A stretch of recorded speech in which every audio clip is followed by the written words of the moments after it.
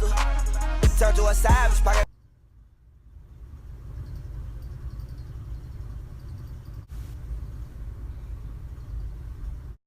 Yo, what is up YouTube people? Back today with another video, and today we're going to be going over the Seattle Seahawks draft, and I'm going to be giving my predictions on what these players can do at the NFL. Let's get into it. Alright, first pick in the Seattle Seahawks draft, they selected Malik McDowell. He has so much potential, so much upside, but the thing is, he did not show a lot of effort. He's not committed to football. He was lackadaisical some plays. He would not run after the running back if they got past the first level of defense. He just looked lazy. He looked like he looked like he didn't care. He looked just bored out there. But he has so much upside. He has such a quick burst. He can get to the quarterback, can stop the run. He's so fast, so strong.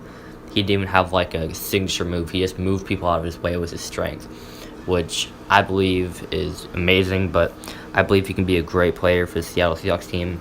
I believe this is the perfect situation for him to go to because the Seahawks have a great locker room. They're just a well-rounded team. They're all together. They're like a family there. And I believe this is the perfect place for him to go, for him to develop, and for him just to be a great NFL player.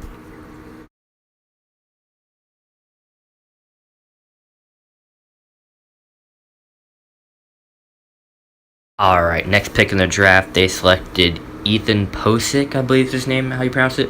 But he was one of the best centers in the nation last year. I think he won the best center in the nation award last year. I'm not sure.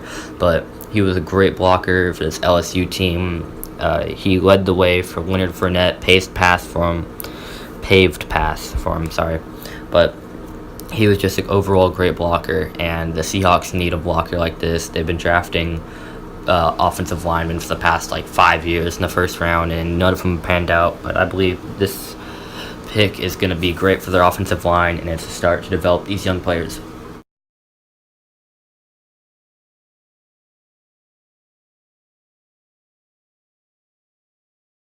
Alright, next pick in the draft is Shaquill Griffin, which is an amazing pick for them. He's going to be a young corner to develop next to Richard Sherman, and he's just going to be a beast. I believe that he will come out to be a top 5 corner in this draft, which is saying a lot because this corner draft was stacked this year. And I just believe that the Seattle Seahawks team can coach him up and just be great. Shaquill Griffin was a top 10 corner, maybe even top 5, but I'm not going to go that far and say that. But he fell because of injury concerns and other things like that. But the Seahawks scheme is perfect for him, and they got a steal of a player in the late 3rd round.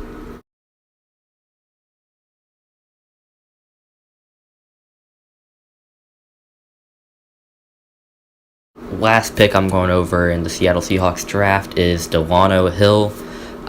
This is just going to be like a replacement for Cam Chancellor.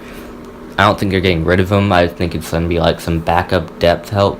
But I believe he can be a starter on special teams, and he can slowly work his way into the rotation through time.